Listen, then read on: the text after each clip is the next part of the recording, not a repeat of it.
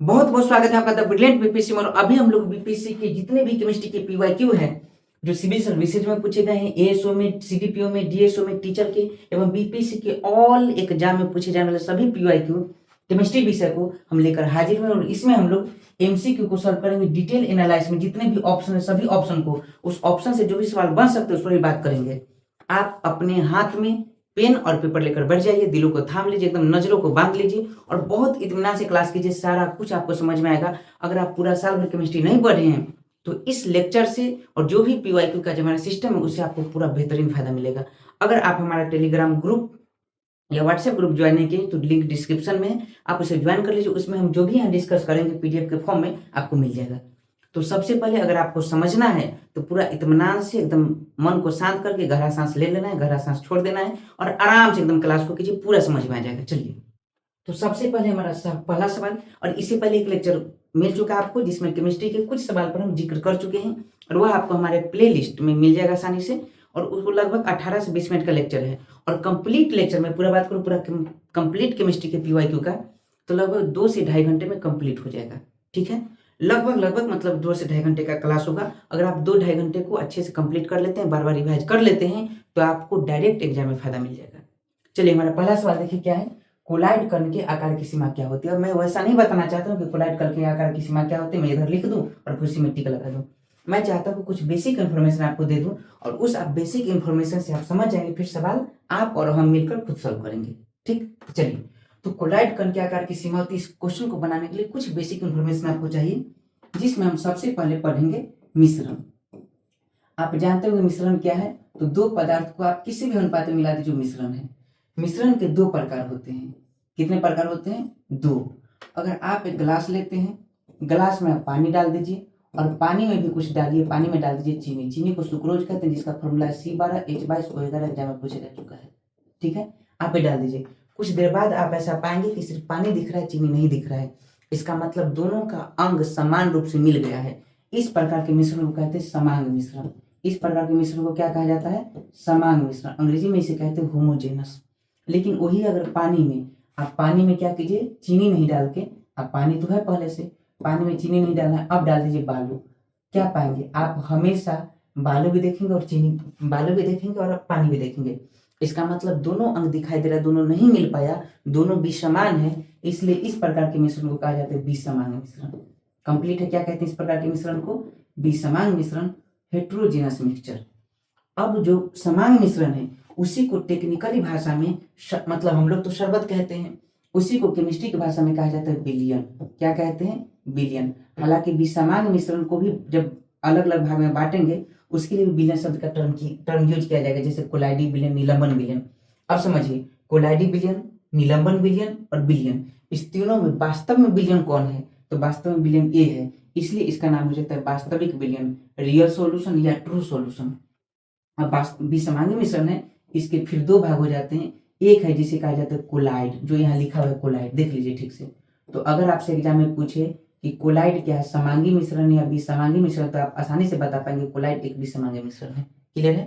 अगर आप निलंबन की बात करें तो निलंबन भी, जिसे अंग्रेजी में सस्पेंशन कहा जाता है, अगर आपसे एग्जाम में पूछे कि दोनों की बात किया जाए, निलंबन क्या है, समांगी या विसमांगी, तो विसमांगी। इतना बेसिक आपका कंप्लीट है, कोई डाउट नहीं है। अब कोलाइडी विलियन बीच में है, तो इसके कणों का आकार तय किया है कि जो कोलाइडी विलियन होते हैं उसके कणों का आकार होता है 1 नैनोमीटर के आसपास। किसके आसपास?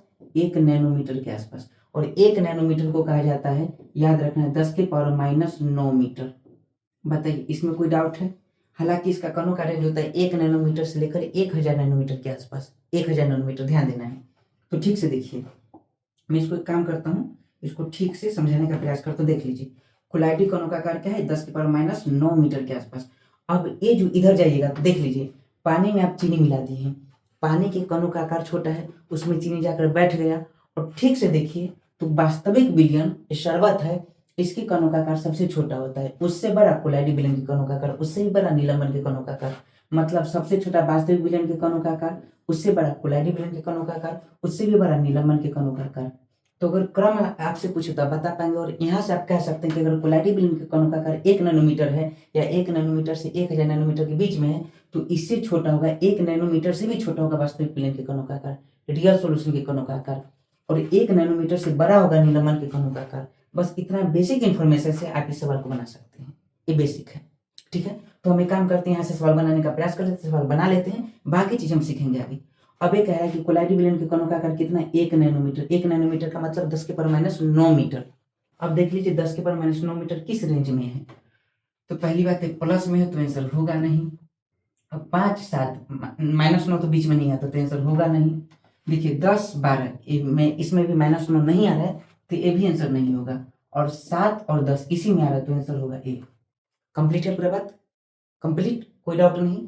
एग्जाम में हो सकता है सेंटीमीटर में पूछ दे, नैनोमीटर में पूछ दे, आप बना लेंगे सेंटीमीटर में। मैं फिजिक्स में चेंज करने का प्रोसेस बता चुका, आप वैसे चेंज करके बना लेंगे। चलिए कोई डाउट नहीं। अब कोलाइडी से जो सवाल आएंगे एग्जाम में, एक तो आ सकता है कोलाइडी विलयन कैसा है, विषमांगी है, और रक्त भी कोलाइडी विलयन है, पेंट भी कोलाइडी विलयन है, दूध भी कोलाइडी विलयन है। तो आप एक ट्रिक भी यहाँ से याद कर सकते हैं, गोद रस। जो एग्जाम में पूछा जाता है कि कौन कौन कोलाइडी विलयन, तो आपको याद रखना है गोद रस। गो से याद रखना है गोंद, याद रखना है गोंद।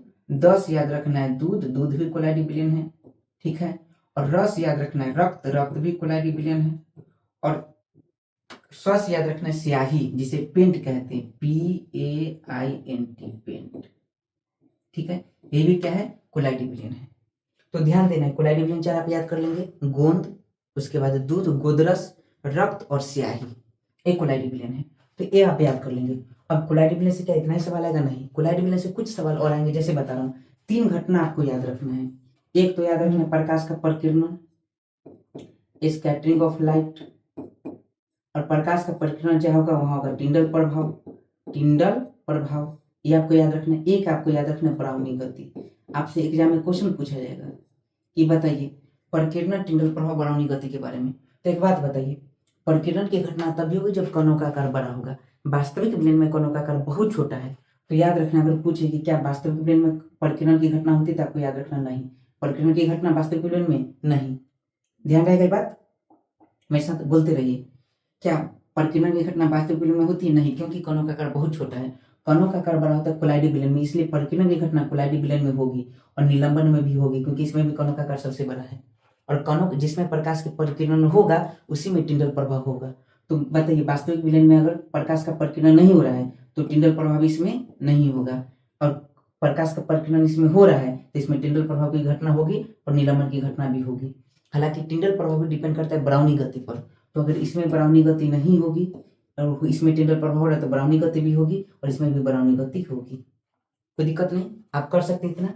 अब सवाल इतना से आपका लगभग समझिए कि 50-60% सवाल बन जाएगा। बस एक बात और याद रखेंगे तो कोलाइडी विलयन के सारे सवाल आप बना लेंगे। बस एक ट्रिक याद रखना है, समझिए कि एक झगरू है कोई, ठीक है, झगरू, और याद रखना उसको प्यास लगा हुआ है, रात में पानी पानी पानी पानी कर रहा है। तो आप बोलेंगे ना, गुस्सा में आके बोलेंगे सो जाइए झगरू, ढेर प्यास लगल बा, ऐसे। तो याद रखना है, बस ए लाइन आप याद कर लीजिए, कोलाइडी विलयन के सारा सवाल। तो बताइए ट्रिक क्या है अगला? तो ट्रिक है आपको याद रखना, सो जाए झगरू। एक काम करते उसको हम अगला पेज में कर लेते हैं। तो ट्रिक आपको क्या याद रखना है, सो, मेरे साथ बोलिए, सो जा ए झगरू। आप देखेंगे ऐसा सवाल यहाँ से आ चुका है, झगरू, ढेर प्यास लागल बा, ढेर प्यास लागल बा। इससे क्या होगा, जितने भी महत्वपूर्ण कोलाइडी विलयन आपके सामने आ गए। अब देखिए कौन कौन आएगा सामने आपके। तो एक है सबसे पहले सो, सो से याद रखना एक कोलाइडी विलयन जिसका नाम है सोल। एग्जाम में पूछा जाता है सोल क्या है। फिर एक ज से याद रखना कोलाइडी विलयन है जिसका नाम है जेल, ये भी एक कोलाइडी विलयन है। अच्छा, ए से आ गया एरोसोल, ये भी कोलाइडी विलयन है। आप सुने होंगे एरोसोल, एग्जाम में पूछा गया कई बार कि एरोसोल, एरोसोल किस किस का कोलाइडी विलयन है। झगरू से याद रखना आ गया झाग, क्या याद आ गया, क्या क्वेश्चन आ गया, झाग, एक कोलाइडी विलयन है। और प्यास से याद रखना पायस, इमल्सन जिसे कहते हैं, क्या कहते हैं इसे, इमल्सन, इमल्सन, ये भी कोलाइडी विलयन है। कुल मिला के 5 कोलाइडी विलयन अगर आप याद कर लेते हो तो एग्जाम में सारा सवाल कोलाइडी विलयन से बन जाएगा। अब ध्यान देना है, सॉल्व किस किस से मिलकर बना था। अब सॉल्व से लग रहा है सॉल्यूशन, सॉल्यूशन कैसे बनेगा, तो सॉल्यूशन बनेगा याद रखना है द्रव, द्रव से। तो सॉल्व किससे बनता है, तो याद रखना है द्रव में क्या होना चाहिए, द्रव होना चाहिए। तो कंप्लीट, यानी द्रव, द्रव के कोलाइडी विलयन को क्या कहते हैं, सॉल्व कहते हैं। जेल कैसे बनता है, तो आप देखेंगे जेल, आप देखेंगे सर में लगाने वाला सेट वेट एक जेल है, जेल ही आप खाते होंगे, मक्खन एक जेल है। अब समझिए सेट वेट जो लगा रहे हैं, बूट पॉलिश जेल है। अच्छा, सोल का एग्जाम्पल क्या है? तो सोल का एग्जाम्पल है रक्त। जो ब्लड है, ब्लड एक प्रकार का सोल है, ठीक है। एक मिनट, द्रव द्रव नहीं होगा, सॉरी। सोल कब बनता है? सोल्यूशन कैसे बनता है? तो द्रव में हम क्या मिलाते हैं? ठोस मिलाते हैं, ठीक है। सॉल्यूशन बनाने के लिए क्या करते हैं? सॉल्यूशन विलियन, पानी में चीनी डाले थे, ठीक उसी प्रकार से। तो याद रखना है, द्रव में क्या मिलाएंगे? ठोस, उसी को सोल कहेंगे। और इसका एग्जाम्पल क्या है? रक्त। तो अब सवाल आपके मन में है कि सर रक्त में क्या है, द्रव क्या है? तो द्रव तो प्लाज्मा आप जानते हैं, और ठोस के रूप में आरबीसी, डब्ल्यूबीसी, प्लेटलेट्स होता है। तो ये कोलाइडी विलियन। अब ध्यान दीजिए, जेल। तो जेल आप बाल में सेट वेट लगाते हैं, एकदम सीखना है। अगर आपको एग्जाम में बढ़िया परफॉर्म करना है तो आपको सीखना पड़ेगा। आप सोचेंगे सर एक क्वेश्चन पे इतना टाइम बचाना है कि एक सिलेक्शन लेना है, सोच लीजिए, नतीजा आपके हाथ में है। तो जेल, जेल अगर बाल में आप सेट वेट लगा के खड़ा कर रहे हैं, अब सोचिए ठीक से, बाल आप, है ना कि बाल को एकदम ठीक से स्ट्रेट करने के लिए आप क्या जेल का यूज करते हैं? जेल के बूट पॉलिश की बात कीजिए तो क्या है? ठोस ज्यादा है उसमें। इसका मतलब ठोस ज्यादा होगा, द्रव कम होगा। तो इसी को उल्टा कर देना है, मतलब ये द्रव में ठोस है सोल, और जेल होगा वो ठोस में द्रव होगा। क्या होगा? ठोस में द्रव होगा, ये आप याद कर लीजिए। अच्छा, उसके बाद रही एरोसोल। तो एरोसोल की जब भी बात होगी तो देख रही लग रहा है एरोसोल मतलब एयर में सोल है। तो याद रखना है, पहली बात तो गैस होगा। अब गैस में क्या हो सकता है? तो एरोसोल की बात करें तो गैस में, एरोसोल में, गैस में याद रखना है द्रव भी हो सकता है, सॉरी, गैस में ठोस भी हो सकता है। क्योंकि गैस तो यहाँ गया, तो बचा क्या? अब बचा ठोस, और अब बचा द्रव। तो गैस में ठोस भी हो सकता है, गैस में द्रव भी हो सकता है, ये एरोसोल है। झाग में क्या होगा? तो झाग में जब प्रॉपर आप झाग जब यूज करते देखिए, तो झाग होता क्या है कि द्रव होता है। देखिए गैस में द्रव हो चुका है, झाग जब आप फेन बनाते हैं तो उसमें लिक्विड होता है, और लिक्विड में गैस भर जाता है। तो याद रखना है, झाग जब होगा तो द्रव में गैस, द्रव में गैस। और पायस जब होगा तो प्यास लगता है तो आपको दो ही चीजें क्या चाहिए? पानी, पानी, तो द्रव द्रव। एग्जाम में सारा आया हुआ है। अब यहाँ से एक बात और सीखना है, जैसे आप जानते होंगे बिलियन। तो बिलियन बनाने के लिए, क्या बनाने के लिए? बिलियन बनाने के लिए दो पदार्थ चाहिए। एक चाहिए विलायक, क्या चाहिए? विलायक। और एक चाहिए विलय। जिसकी मात्रा ज्यादा होती है उसे विलायक कहते हैं, जिसकी मात्रा कम होती है उसे विलय कहते हैं। कोलाइडी विलयन अगर हो, कौन सा विलयन हो? अगर कोलाइडी सॉल्यूशन हो तो उसी में अगर विलायक होता है, यानी जिसकी मात्रा ज्यादा होती है, उसी को परिक्षेपण माध्यम कहते हैं। याद रखना, क्या कहते हैं? डिस्पर्सन मीडियम कहते हैं। और जिसकी मात्रा कम होती है, जिसकी मात्रा कम होती है उसे कहते हैं प्रावस्था, परिक्षेपित प्रावस्था। ये एकदम याद कर लीजिए, बहुत इंपॉर्टेंट है। क्लियर? अब देखिए, अगर कोई पूछे कि सॉल में माध्यम क्या होगा और अवस्था क्या होगा, तो देखिए द्रव में ठोस होना चाहिए, इसका मतलब द्रव होगा, द्रव क्या होगा? माध्यम होगा, और ठोस क्या होगा? प्रावस्था होगा। यानी अगर आपको समझना है, सॉल बनाना है, तो सॉल बनाने के लिए क्या करेंगे? आप द्रव की मात्रा ज्यादा लेंगे, ठोस की मात्रा कम लेंगे। अब समझिए, जेल में ज्यादा अच्छा समझ में आएगा। आप जेल देखें, जेल अगर बनाना है तो उसमें ठोस की मात्रा ज्यादा होना चाहिए, यानी ये माध्यम है, और ये क्या है? प्रावस्था है। ठोस की मात्रा ज्यादा होगी, द्रव की मात्रा कम, कभी तभी तो गाढ़ा होगा, और गाढ़ा होगा तभी तो बाल आप खड़ा रख पाएंगे। याद रखना है, सेट वेट इसका एग्जाम्पल है, बूट पॉलिश इसका एग्जाम्पल है, तभी तो बूट पे रगड़ पाएंगे। एरोसोल, तो एरोसोल का मतलब देखिए, एरो मतलब होता है गैस, और सोल बनाने के लिए द्रव चाहिए, नहीं तो ठोस, ठोस नहीं तो द्रव चाहिए। अब याद रखना है, गैस की मात्रा तो ज्यादा होगी, तो गैस क्या है? मीडियम है, माध्यम है, और बाकी क्या है? फेज है, प्रावस्था है। आ रहा है समझ में? कोई दिक्कत नहीं है। अब ध्यान दीजिए, एकदम याद रखना है सारा बात। एक दो बार प्रैक्टिस करेंगे, आपको हमेशा जीवन भर के लिए, इस जन्म के लिए याद हो जाएगा, और इस जन्म में सवाल नहीं गलत हो गए यहाँ से। अब अगर गैस में ठोस का एग्जाम्पल पूछे, तो गैस में अगर ठोस की मात्रा हो, किसके याद रखना है? गैस में ठोस, इसी को आप खूब देखते हैं, इसी को कहा जाता है धुआं। तो याद रखना है, गैस में ठोस अगर पूछे तो इसका एग्जाम्पल क्या है? धुआं। लेकिन गैस में अगर द्रव पूछे, गैस में क्या पूछे? द्रव पूछे, तो इसका एग्जाम्पल है कुहासा या कोहरा। आप ठंडा के दिन में देखते होंगे कुहासा या कोहरा, कंप्लीट है। अच्छा, द्रव में गैस, तो झाग तो आप देखते हैं फिर, ठीक है। और बर्थडे वगैरह पार्टी में, बर्थडे पार्टी हो रहा है, कुछ भी हो रहा है, तो उसमें झाग उड़ाया जाता है, स्प्रे, वो सब क्या है? झाग है। द्रव में गैस, गैस है तभी तो फैल रहा है पूरा, कार्बन डाइऑक्साइड उसमें फैला हुआ है, तभी तो पूरा फैल रहा है। उसके बाद अगर पूछे द्रव द्रव, तो द्रव द्रव का एग्जाम्पल क्या होगा? पायस। अब पायस कई प्रकार के होते हैं। एक अगर कोई पूछे प्राकृतिक पायस, क्या पूछे? प्राकृतिक पायस। अगर कोई पूछे मानव निर्मित पायस या कृत्रिम पायस, तो कृत्रिम पायस का एग्जाम्पल है पेंट, स्याही जो कहते हैं वो, और प्राकृतिक पायस का एग्जाम्पल है दूध। अब एग्जाम में अगर सवाल आ जाए कि दूध क्या है, कोलाइडी विलयन है पहली बात। दूसरी बात क्या है, पाया से इमल्सन है। एग्जाम में कोलाइडी विलयन भी ऑप्शन है, इमल्सन भी ऑप्शन में रहे तो आपको कोलाइडी विलयन तो है ही, कोलाइडी विलयन में स्पेसिफिक क्या है, इमल्सन, तो इमल्सन में टिक मारना है। बस आप क्लास को रोक के नोट कर लीजिए, या फिर जब टेलीग्राम ग्रुप आप ज्वाइन करेंगे आपको ग्रुप प्रॉपर क्लास के साथ ही ये मिल चुका होगा, आप देख लीजिए। तो ये मिल चुका होगा ये भी टर्म, इसको बढ़िया से रिवाइज कर लीजिए, प्रैक्टिस कर लीजिए। प्रावस्था पूछा जाएगा एग्जाम में, माध्यम और प्रावस्था पूछा जाएगा, माध्यम प्रावस्था पूछा जाएगा, माध्यम प्रावस्था पूछा जाएगा, आप गलत नहीं करेंगे। तो हमारा कोलाइडी विलयन का सारा कॉन्सेप्ट एकदम क्लियर हो गया, अब एग्जाम में सवाल नहीं बचेगा। निलंबन भी कोलाइडी विलयन से कणों का आकार बड़ा होता है, नदी वगैरह जो है, नदी झरना, वो सब निलंबन का एग्जाम्पल है। अब बताइए पूरा कंप्लीट। अब हम लोग देखेंगे अगला सवाल। तो अगला सवाल देखने का प्रयास करते हैं, अगला सवाल में क्या है तो देख लीजिए। अगला सवाल है, आधुनिक परमाणु प्रतीक मॉडर्न सिंबल द्वारा प्रस्तावित विधि पर आधारित है। तो देखिए परमाणु प्रतीक की जब भी बात की जाए, किसकी बात किया जाए, परमाणु प्रतीक की, तो परमाणु प्रतीक देने का जो प्रयास किया था सबसे पहले उसका नाम था डाल्टन। और डाल्टन का परमाणु प्रतीक इतना खराब था कि आप भी अपना सर पकड़ लेंगे, अगर सर होगा तो दिमाग होगा तो। डाल्टन का प्रतीक कैसा था, डाल्टन ने कहा ऑक्सीजन, ओ ऐसे। अब सोचेंगे चेंज किया, अभी भी तो वो है, नहीं है क्या बताइए। डाल्टन ने कहा मरकरी, तो मरकरी के लिए उसने क्या कहा, गोल ऐसे बना दिया और ऐसे ऐसे डिजाइन दे दिया, ये मरकरी का सन है डाल्टन के समय। डाल्टन ने कहा सल्फर, ऐसे किया और चीन ऐसे बना दिया सल्फर, क्योंकि सल्फर का जो प्रयोग ज्यादा मेडिकल जोन में होता है। अब ऐसे सोचिए 118 तत्व के लिए 118 सिंबल याद करना पड़ता है। ब्रेजिलियस का एकदम फालतू बात है पूरा, ब्रेजिलियस का कुछ नहीं, तत्व बोलिए हाइड्रोजन, एच से शुरू होता है, एच लिख दीजिए। हीलियम, ये भी एच से शुरू होता है, टकरा जाएगा, तो कहने एक काम कीजिए, एच है और आगे जो अक्षर है प्रधान अक्षर ई, वैसे रख दीजिए। तो ऐसे करके रखा गया। तो आधुनिक किसका द्वारा दिया गया है, तो याद रखना ब्रेजिलियस के द्वारा, तो ब्रेजिलियस आंसर हो जाएगा। कंप्लीट, चलिए याद हो रहा है पूरा। अच्छा अगला सवाल जो मचा दे बवाल, निम्नलिखित में से किस तत्व की परमाणु त्रिज्या सबसे बड़ी होती है। अब परमाणु त्रिज्या सवाल पूछे। अब आवर्त सारणी अगर आप देखे होंगे तो ऐसा नहीं कि सिर्फ परमाणु त्रिज्या से सवाल ही आएगा। अगर पूछे कि परमाणु त्रिज्या सबसे बड़ी किसकी होती है, तो ध्यान देना परमाणु त्रिज्या से सिर्फ सवाल है, तो उस सवाल को बनाने में एक सावधानी रखनी है। लेकिन हो सकता है कि सवाल ऐसा भी आ जाए। चलिए परमाणु त्रिज्या का देख लेते हैं। अगर कभी भी परमाणु त्रिज्या से सवाल है, किससे सवाल है, परमाणु त्रिज्या से,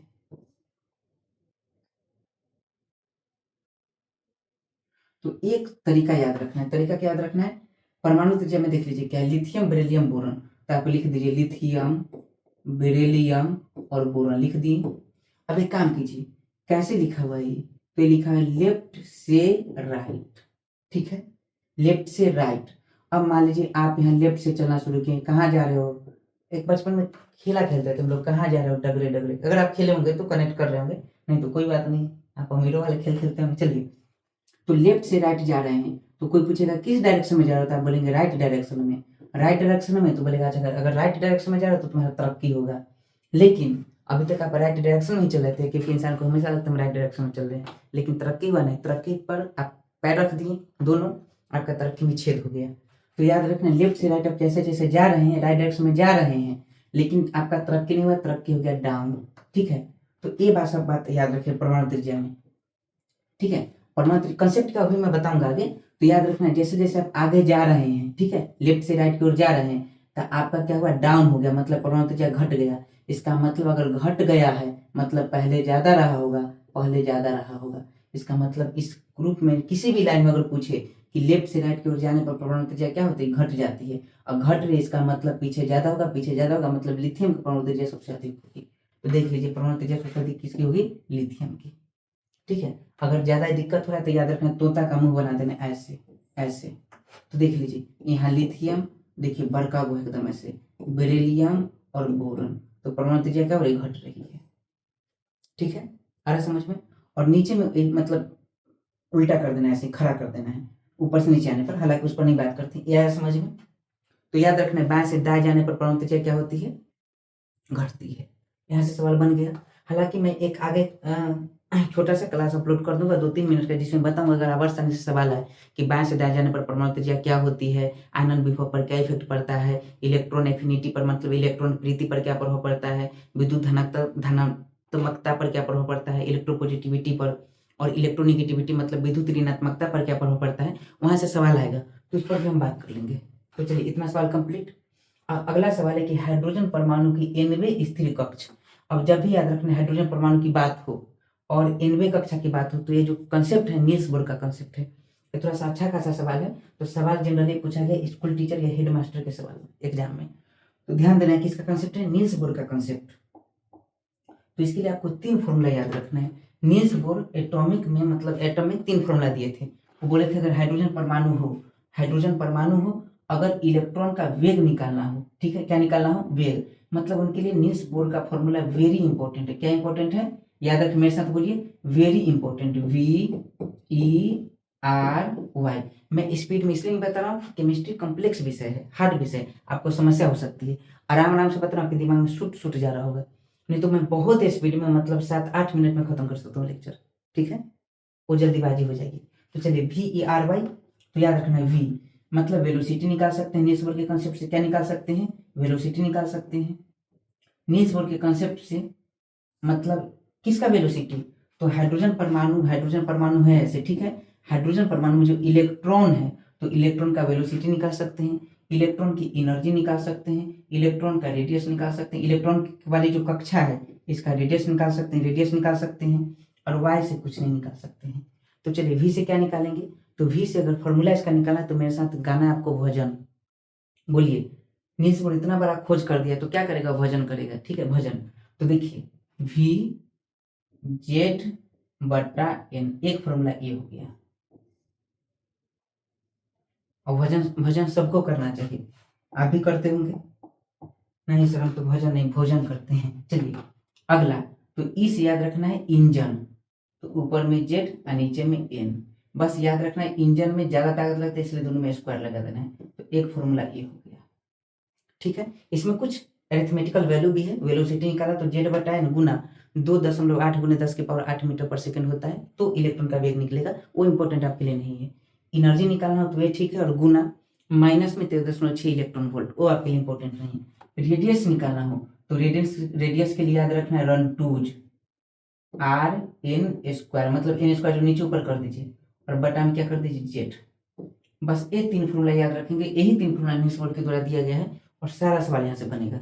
अब देखिए सवाल है हाइड्रोजन परमाणु की nवें स्थिर कक्ष का अर्ध व्यास का मतलब D/2, और D/2 को ही त्रिज्या कहते हैं R, तो यही तो निकल गया R। किसके समानुपाती होता है, अब समानुपाती किसके, N² के, तो देखिए N² का ऑप्शन 1/N² नहीं, 1/N कदापि नहीं, N², हाँ कंप्लीट है, बन गया सवाल। अगला, मैं यकीन के साथ कह सकता हूँ आपको आंसर याद हो रहा होगा, लेकिन इसका कोई फायदा नहीं होगा जब तक आप एक्सप्लेनेशन याद नहीं रखते हैं। चलिए अब आ गया सवाल रासायनिक एवं भौतिक परिवर्तन विज्ञान लेसन। यहाँ के सवाल है कि भौतिक परिवर्तन का एक उदाहरण है, भौतिक परिवर्तन का उदाहरण। अब देखिए अगर जब भी आपसे पूछे भौतिक परिवर्तन रासायनिक परिवर्तन तो एक छोटा सा फॉर्मूला आपको बताता हूँ। देखिए 2 प्रकार के चेंज होते हैं, एक फिजिकल चेंज और एक याद रखना केमिकल चेंज। फिजिकल चेंज में जब भी बात होगी तो आप ध्यान देना, अगर कहीं भी अवस्था परिवर्तन की बात हो रही है, किसकी बात हो रही है, अवस्था परिवर्तन की। अवस्था परिवर्तन में क्या क्या आया था याद रखिए, तो अवस्था परिवर्तन में आया था जैसे मान लीजिए कि कोई ठोस है, ठोस को हम गर्म कर रहे हैं तो लिक्विड में बदल गया, लिक्विड को गर्म कर रहे हैं तो गैस में बदल गया, मतलब ठोस को गर्म किया तो लिक्विड में, इसका मतलब गलन की प्रक्रिया की। अगर कहीं भी लिखा है गल रहा है मतलब फिजिकल चेंज, मतलब देखिए गल रहा है, अवस्था परिवर्तन करे, अवस्था क्या भौतिक गुण है, ठोस अवस्था, द्रव अवस्था, गैसीय अवस्था भौतिक गुण है, इसका मतलब भौतिक अवस्था में चेंज कर रहे हैं यानी भौतिक परिवर्तन हो जाएगा। गलने की बात हो, आप गल गए नहीं, पदार्थ गलना चाहिए तो भौतिक परिवर्तन होगा। लिक्विड गैस में बदल रहा है तो गैस में अवस्था परिवर्तन है, वाष्पन, इसी को तो वाष्पन कहते हैं, ये भौतिक परिवर्तन होगा। अच्छा गैस लिक्विड में बदले, इसको कहते हैं संघनन, ये भौतिक परिवर्तन होगा, आपको पता है सारा बात।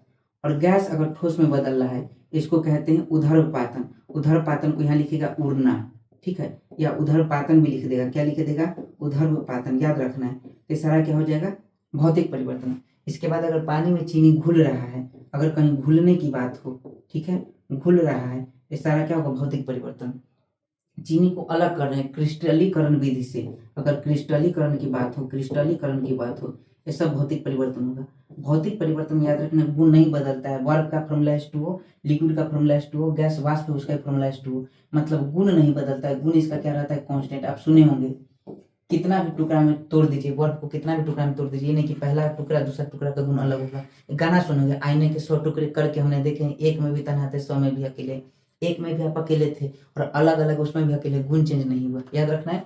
तो भौतिक गुण में गुण परिवर्तन नहीं होता है, गुण वही रहता है। अच्छा, भौतिक में याद रखना है, ठोस को हम द्रव में बदले, द्रव को गैस में बदले, फिर गैस को हम लिक्विड में बदल सकते हैं और लिक्विड को फिर हम ठोस में बदल सकते हैं, इधर उधर लेफ्ट राइट कर सकते हैं। तो इस गुण को कहा जाता है उत्कर्मणीय, यानी भौतिक परिवर्तन उत्कर्मणीय परिवर्तन है, उत्कर्मणीय परिवर्तन है। आ रहा है समझ में? अच्छा, कोई बोले कि हम पेड़ को काट दिए, ठीक है, तो काट के कुछ बड़का उसका बिगाड़ नहीं दिए हैं। काटना, छाटना मतलब अवस्था परिवर्तन हो, या फिर नॉर्मली एक बात अलग से याद रखिएगा, शॉर्ट में अगर आप किसी वस्तु पर बल लगा रहे हैं तो बल लगा के आप याद रख सकते हैं, किसी वस्तु को आप खींच सकते हैं, बल लगा के आप क्या कर सकते हैं, धक्का दे सकते हैं। अगर खींच रहे हैं, किसी चीज को धक्का दे रहे हैं, या फिर आप तोड़ दिए, क्या किए, तोड़ दिए, या फिर काट दिए, ऐसा कुछ भी करें, सब के सब क्या हो गया, भौतिक परिवर्तन। अरे समझ में? मोम का पिघलना भौतिक परिवर्तन, फल का काटना भौतिक परिवर्तन। ये पूरा कंप्लीट है, तो भौतिक परिवर्तन का एग्जाम्पल हो गया कंप्लीट पूरा। अब रासायनिक परिवर्तन की बात करो तो रासायनिक परिवर्तन में रंग बदल जाएगा। जैसे कोई बोलेगा धातु पर काला रंग का सतह बैठ गया, धातु पर भूरे रंग का परत बैठ गया, रंग बदल गया। याद रखना, ऊष्मा परिवर्तन हो गया, ऊष्मा परिवर्तन होना लाजमी है।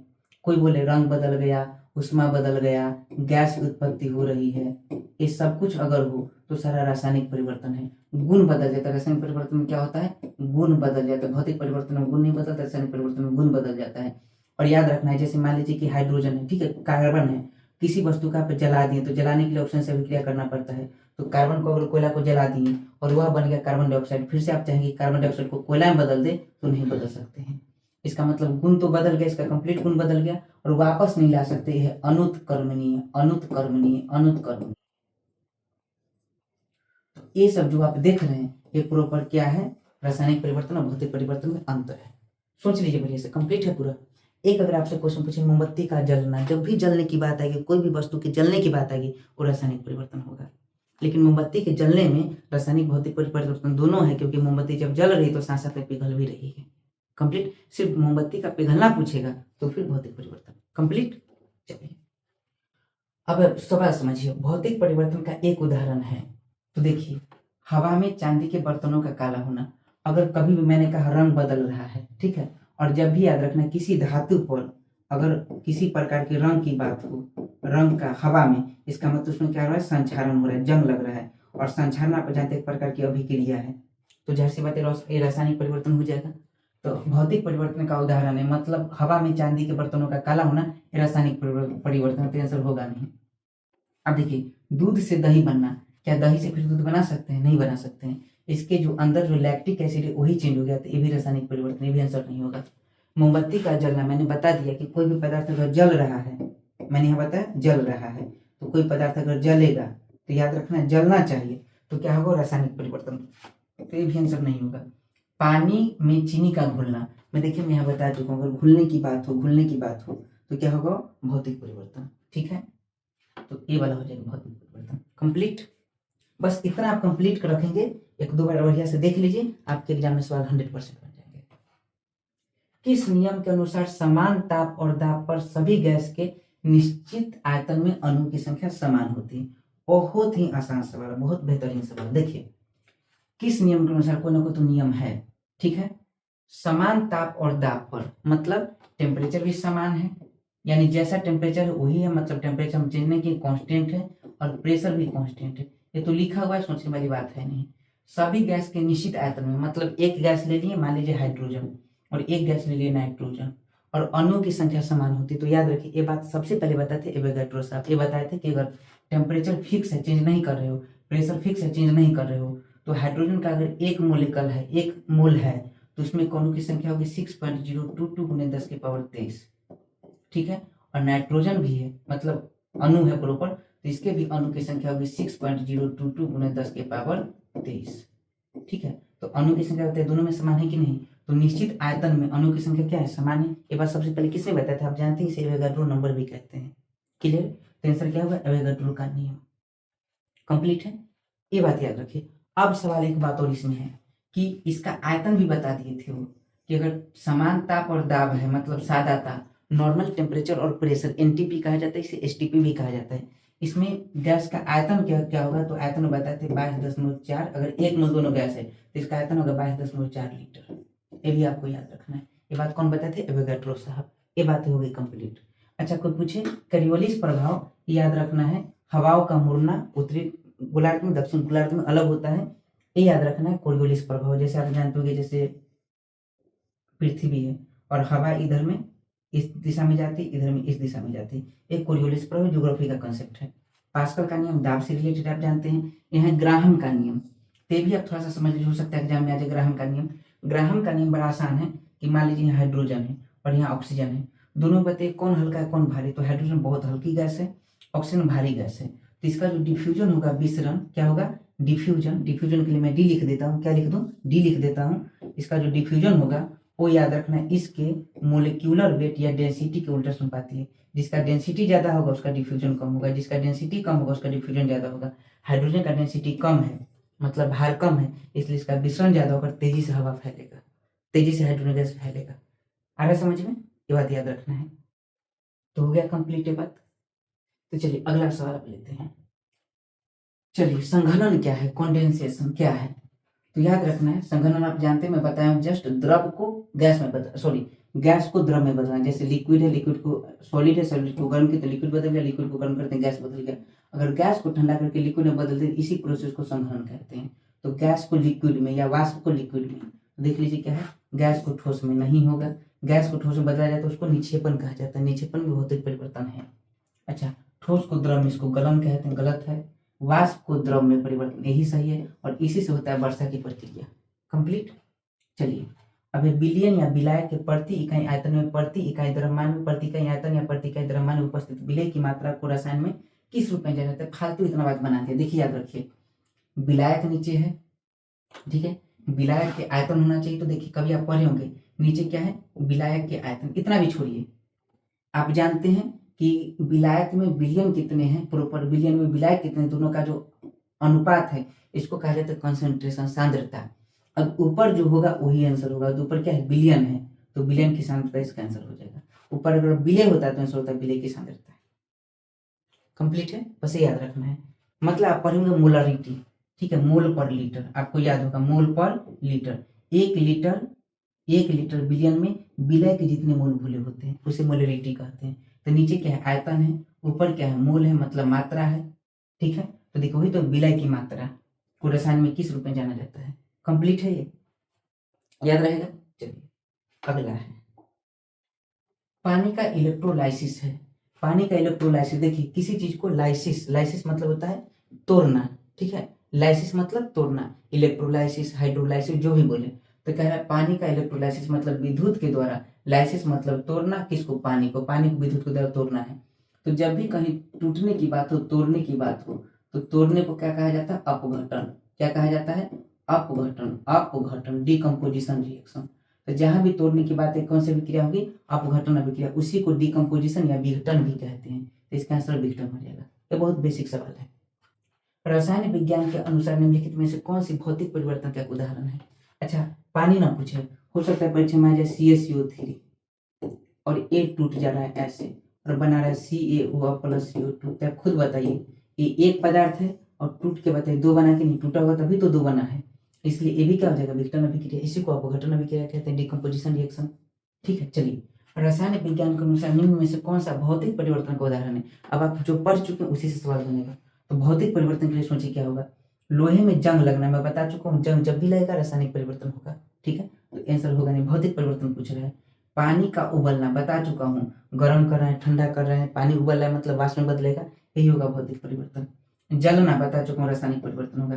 तांबे के बर्तनों पर हरे रंग, रंग बता चुका हूँ, रंग गैस वगैरह रासायनिक परिवर्तन, तो आंसर होगा नहीं, जैसी बात ये आंसर हो गया। बना दीजिएगा कि नहीं बना दीजिएगा, सवाल पूछ बना दीजिएगा। अगला सवाल जो मचा दे बवाल, चलिए अगला सवाल देख लीजिए। ठोस कपूर से कपूर वाष्प बता चुका हूँ, सब जानते हैं, उधर बात मैं 50 बार बता चुका हूँ, 51 बार हो गए हैं। चलिए अच्छा घरेलू LPG सिलेंडर में दाब मापक नहीं प्रदान किए जाते। देखिए दाब मापक की जब भी बात होगी तो दाब मापक का यूज होता है गैस की माप, गैस के प्रेशर मापने में, और खास के दाब मापक क्या होंगे तो याद रखना है मैनोमीटर। इसीलिए आपको रक्त दाब मापने के लिए स्फिग्नोमैनोमीटर का यूज किया जाता है। रक्त दाब के लिए स्फिग्नोमैनोमीटर, ठीक है। तो या दाब मापने के लिए किसका यूज करते हैं? मैनोमीटर का। अब सोचिए एलपीजी में अगर हमें दाब मापने वाला कोई मशीन लगा दे, किसमें? एलपीजी सिलेंडर में। तो एलपीजी आपको लग रहा होगा कि सर एलपीजी गैस है, लेकिन गैस नहीं। देखिए LPG liquefied petroleum gas, gas था उसको हम लिक्विडिफाइड कर चुके हैं, द्रव में बदल चुके हैं। और याद रखना है जो भी दाब मापक है गैस के दाब को मापती है। गैस ये रहा ही नहीं, क्या है? लिक्विड है। गैस है ही नहीं, गैस है ही नहीं, क्या है? लिक्विड है। लिक्विड को दाब को नहीं माप सकती है, इसीलिए एलपीजी सिलेंडर में दाब मापक हम नहीं लगाते हैं। तो देखिए बहुत महंगे होते हैं, फालतू का। महंगा से क्या मतलब है? एलपीजी सिलेंडर में गैस की मात्रा को प्रदर्शित नहीं कर सकते हैं, क्योंकि द्रव की मात्रा को प्रदर्शित कर सकते हैं। आंसर यही होगा। कंप्लीट है। चलिए अगला सवाल, निम्न कथनों पर विचार कीजिए। कीजिए विचार। शुद्ध जल में नमक को घोलने से जल का क्वथनांक बढ़ जाता है, जल का हिमांक घट जाता है। मैं एक लेसन पढ़ाया हूँ पदार्थ की अवस्था, ठीक है। उसमें गलनांक क्वथनांक वगैरह सब बताऊँ। एक बार उस लेक्चर को देख लीजिए, उसमें मैं बता चुका हूँ। मैं अगर आप ध्यान से देखें तो उसमें बता चुका हूँ कि देख लीजिए, समझिए कि मान लीजिए पानी है, ये क्या है? शुद्ध जल है। इसमें जैसे ही आप पदार्थ मिलाते हैं तो आपका मन दो प्रकार के पदार्थ मिला सकते हैं। एक तो आप मिला सकते हैं नमक, और एक मिला दीजिए कोई लिक्विड पदार्थ, ठीक है। जैसे आप मिला दीजिए मेथनॉल CH3OH, मिथाइल अल्कोहल मिला दिए। अब देखिए नमक है क्या? तो नमक है अवाष्पशील, मतलब ठोस है। अवाष्पशील का समान मतलब है ठोस से समझिए, ठीक है। और ये आसानी से अल्कोहल है, ये आसानी से वाष्प में बदल जाएगा, इसलिए इसे कहते हैं वाष्पशील पदार्थ। अब देखिए जब नमक को मिलाएंगे पानी में तो इसका क्वथनांक क्या होता है? बढ़ जाता है। इसे कहा जाता है क्वथनांक का उन्नयन। क्वथनांक का उन्नयन याद रखना है। और जब मतलब वाष्पशील पदार्थ मिलाएंगे तो क्वथनांक क्या होगा? घट जाएगा। इसे कहते हैं बॉइलिंग पॉइंट क्या होगा? घट जाएगा। इसे कहते हैं क्वथनांक का अवनमन। अब यही मेन है, डिफिनेशन है, इसका मैं बता चुका हूँ, ठीक। अब सोचिए इसको हम अरेंज करते हैं। तो शुद्ध जल में नमक को घोलने से जल का क्वथनांक बढ़ जाता है, क्वथनांक बढ़ जाता है, सही बात है। ऐसा नहीं कि कुछ बदल के, हो सकता है यहाँ चीनी भी लिख दे तो भी बस ठोस आपको याद रखना, क्वथनांक बढ़ेगा, वही यही चेंज कर सकता है बस। और क्वथनांक बढ़ जाता है। अच्छा, क्वथनांक जब भी बढ़ेगा तो याद रखना हिमांक और क्वथनांक उल्टा रिलेशन है, तो याद रखना हिमांक घटेगा, उल्टा रिलेशन है। तो क्वथनांक जब भी बढ़ेगा मतलब बॉइलिंग पॉइंट का फ्रीजिंग पॉइंट से उल्टा रिलेशन है। अगर ए बढ़ रहा है तो ए घटेगा। क्लियर है? तो ये लाइन सही है। जल में जब मिथाइल अल्कोहल डालते हैं तो जल का क्वथनांक घट जाता है। जल में जब मिथाइल अल्कोहल डालते हैं तो जल का क्वथनांक घट जाता है, सही बात है। ये भी सही बात है। क्लियर है पूरी बात? ऐसा नहीं कि जो मैं यही बता रहा हूँ सवाल इसी बेस पर ही आएगा। हो सकता है यहाँ कार्बन टेट्राक्लोराइड कर दे, हो सकता है यहाँ इथाइल अल्कोहल कर दे, यहाँ चीनी कर दे, चीनी कर दे, बाकी कुछ नहीं करेगा। बना दीजिएगा सवाल। इसका आंसर क्या हो जाएगा? एक और दोनों, एक और दो दोनों, ठीक है। चलिए निम्नलिखित कथनों पर विचार कीजिए, विचार कर लीजिए। क्रिस्टलीकरण शुद्ध पदार्थ की क्रिस्टलों को उसके विलयन से निकालने की प्रक्रिया। अभी जस्ट बताऊं पीछे क्रिस्टलीकरण, ठीक है। जैसे समुद्र के जल में नमक घुली हुई है, तो अगर नमक को हम बाहर करते हैं उसको क्रिस्टलीकरण कहते हैं। तो क्रिस्टलीकरण शुद्ध पदार्थ की क्रिस्टलों को उसके विलयन से बाहर निकालने की प्रक्रिया, सही बात है। क्रिस्टलीकरण के दौरान घटक परमाणु और अणु के बीच एक बंध स्थापित हो जाता है, बंध स्थापित हो जाता है, ये बात भी सही है। यह रासायनिक परिवर्तन का उदाहरण नहीं, बंध स्थापित होती है लेकिन कोई केमिकल बॉन्ड नहीं बनता, भौतिक बंधन बनता है, वंडरवाल फोर्स बन जाता है, ठीक है। तो रासायनिक परिवर्तन नहीं है। अगर आप ठीक से देखेंगे तो देखिए मैं यहाँ लिख चुका हूँ। अगर आप कुछ बच्चे को ध्यान में नहीं होगा इसका मतलब वो पढ़ाई पर बहुत सिंसियर होकर ध्यान नहीं देते हैं। ओह कहाँ मैं लिखूँ, देखिए क्रिस्टलीकरण भौतिक परिवर्तन है, ठीक है। और यहाँ क्या आ चुका है कि क्रिस्टलीकरण कौन सा परिवर्तन है? रासायनिक परिवर्तन। तो ये लाइन क्या हो गया? गलत। तो याद रखना एक और दो क्या है? सही। एक और दो क्या है? सही। कंप्लीट है। चलिए अगला सवाल, दूध उदाहरण है। देखिए मैं बताया था कि डिटेल में अगर कोलाइड को जानेंगे तो सवाल बन जाएगा। अब देखिए बिलियन का देख लेते हैं। बिलियन तो है नहीं पाया क्योंकि बिलियन का मतलब होता है वास्तविक बिलियन, ठीक है। कोलाइडी बिलियन का ये तो सही है पॉइंट, लेकिन आगे ऑप्शन भी देखना जरूरी है। कई बार कोलाइडी बिलियन में टिक मार देंगे गलत हो जाएगा। यहाँ देखिए इमल्सन और वायु, तो याद रखना है दूध एग्जाम्पल है इमल्सन का। सोचिए दूध एक प्रकार का पायस है, क्यों? क्योंकि दूध में पानी भी है, ठीक है, याद रखना है। पायस कैसे बनता है? पायस मैं बता चुका हूँ। पायस प्यास लगा हुआ है झगड़ू महतो को प्यास लगा हुआ था, याद रखना है, ठीक है। क्या लगा हुआ था? प्यास। तो प्यास कैसे बन, मतलब प्यास लगा था, उसको क्या क्या चाहिए? द्रव द्रव चाहिए। तो दूध एक प्रकार का पायस है, बता चुका हूँ, प्राकृतिक पायस है, ठीक। चलिए, वायु एक क्या है? यौगिक है, तत्व है, मिश्रण है, विद्युत अपघट है। तो वायु, वायु में आपको पता है कि नाइट्रोजन, वायु में क्या क्या है? नाइट्रोजन है 78%, ठीक है। उसके बाद है ऑक्सीजन है 21%, कार्बन डाइऑक्साइड है 0.03%, आर्गन भी कई बार पूछा जाता है, तो आर्गन याद रखें 0.93%। इसमें अलग अलग सब है। तो वायु क्या है? एक प्रकार का मिश्रण है, ठीक। चलिए, अच्छा, मिश्रण में पूछे कौन सा मिश्रण है, बताइए। समांगी मिश्रण के लिए समांगी मिश्रण सोच के बताइए, कमेंट कीजिए। आणविक ऑक्सीजन का पत्तियों से निकलना कौन सी भौतिक क्रिया है? अब देख लीजिए, मान लीजिए पत्ती है ये, ठीक है, और इसे क्या करें? ऑक्सीजन निकल रही है प्रकाश संश्लेषण के दौरान।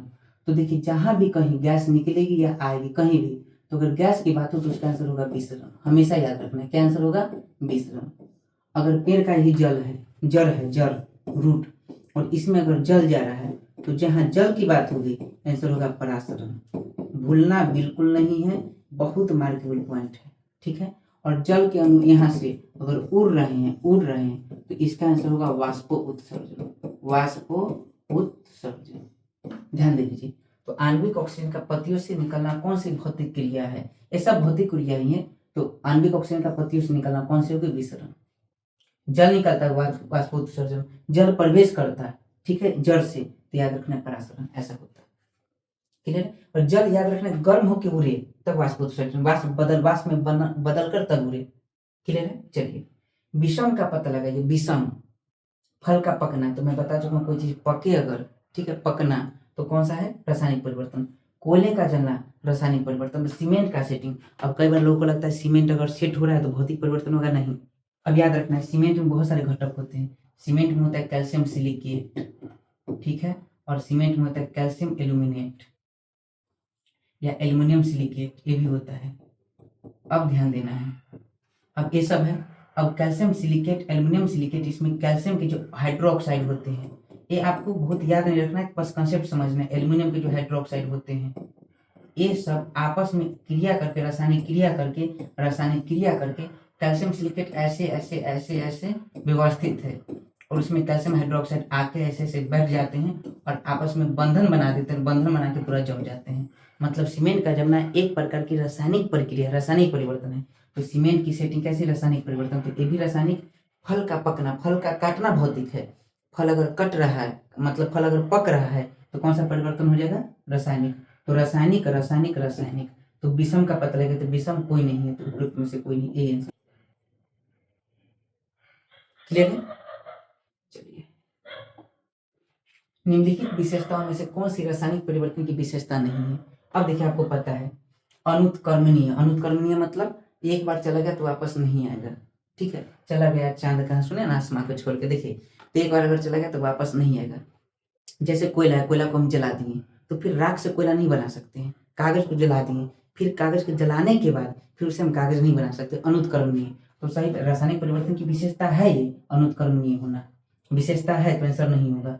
नए पदार्थ का बनना, रासायनिक परिवर्तन, नए पदार्थ बनते हैं, आंसर नहीं होगा। ऊर्जा में कोई निबल परिवर्तन नहीं होना, रासायनिक परिवर्तन बताओ, एनर्जी में चेंज होता है, ऊर्जा का उत्सर्जन या अवशोषण होता है, तो ऊर्जा का अवशोषण होना ये सही बात है, लेकिन ऊर्जा में कोई परिवर्तन नहीं होना, भौतिक परिवर्तन का है, ठीक है।